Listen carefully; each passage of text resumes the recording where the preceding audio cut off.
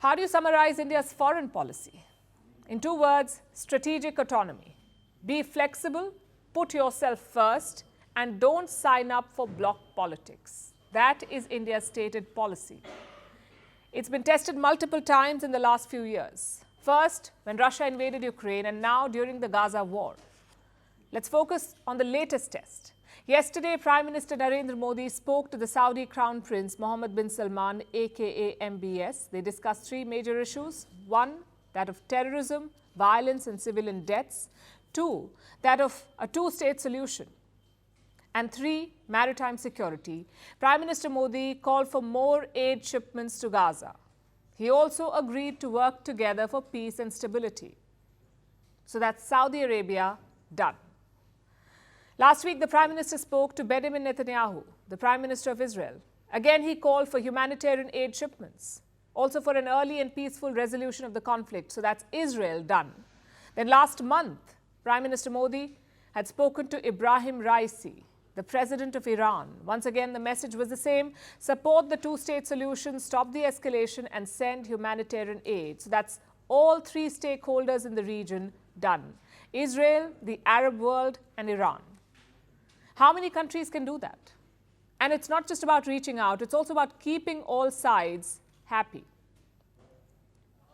When the Hamas attack happened, India was among the first to react. No half measures, a full-throated condemnation. That's what India did.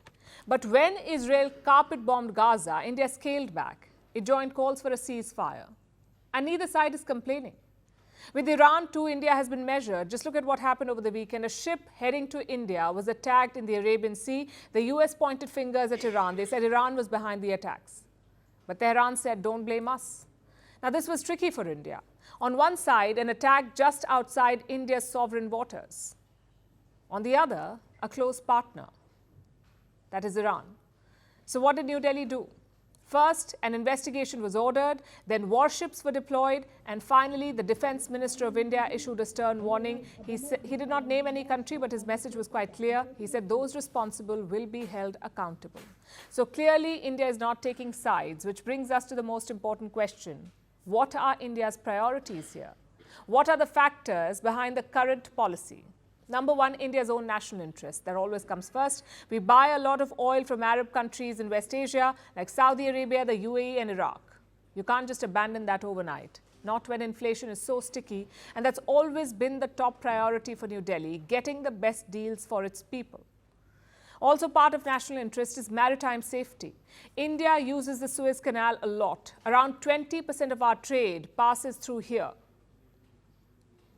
So New Delhi sent warships, not 1 or 2, but 3 of them. We haven't joined the US-led Red Sea coalition, but we have the same goals: to keep the Red Sea trade routes safe. That's what India is doing. Factor number 2, a realization of its own limits. And to explain this, let's look at China. In late October, Beijing sent a special envoy to West Asia, sort of like a peace mission. And what did it achieve? Absolutely nothing. So meddling for the sake of it never really helps. In fact, it's counterproductive. You end up alienating potential partners, like how China is doing with Israel.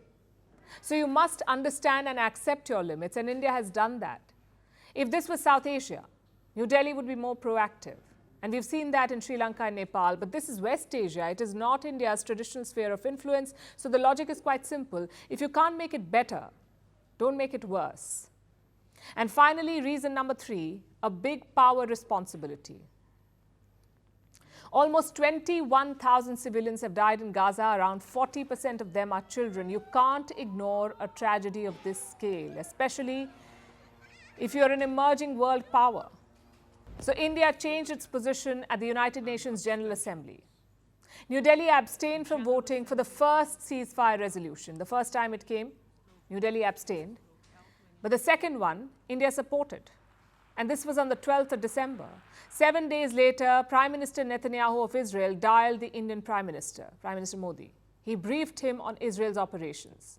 So clearly, the vote has not hurt India-Israel ties. Does it mean that strategic autonomy is working? Well, for the moment, yes, it is working, but you cannot take it for granted.